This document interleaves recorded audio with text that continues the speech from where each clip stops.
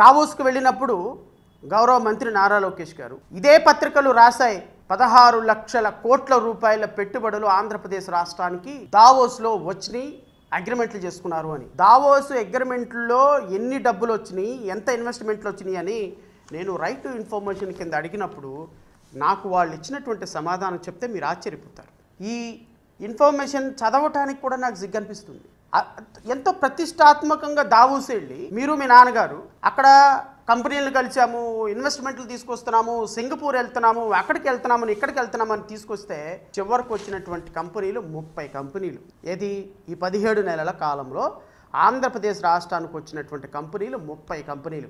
ఈ 30 కంపెనీలు కూడా పెడతారో లేదో తెలియదు, వస్తాయో లేదో తెలియదు, ఇన్వెస్ట్మెంట్ వస్తుందో లేదో తెలియదు. నేను అడుగుతున్నా, మీరు దేశంలో విజనరీ కదా, ఈ దేశంలో మీ అంత గొప్ప పారిశ్రామికవేత్త, ఎకనామిక్స్ రిఫార్మ్స్ తీసుకొచ్చేటువంటి వ్యక్తి లేరు కదా, మీరు ఎకానమిస్ట్ కదా.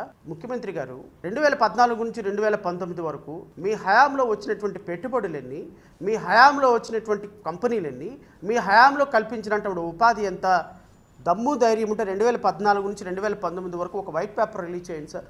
ఎంత దుర్మార్గంగా, ఎంత దౌర్భాగ్యంగా ఒక పత్రికలు ఈ విధంగా ప్రజల ఆలోచనని, ప్రజల యొక్క మస్తిష్కాల్లో దూరి ఆ మట్టిని మస్తిష్కాల్లో ఉన్నటువంటి మెదడు మొత్తాన్ని పక్కకి నెట్టి ఇంత మట్టి మూత పెట్టినట్టుగా మీరు ప్రతిరోజు కథనాలు రాస్తుంటే చూసి చదవాలంటే యావగింపు వేస్తుంది సార్.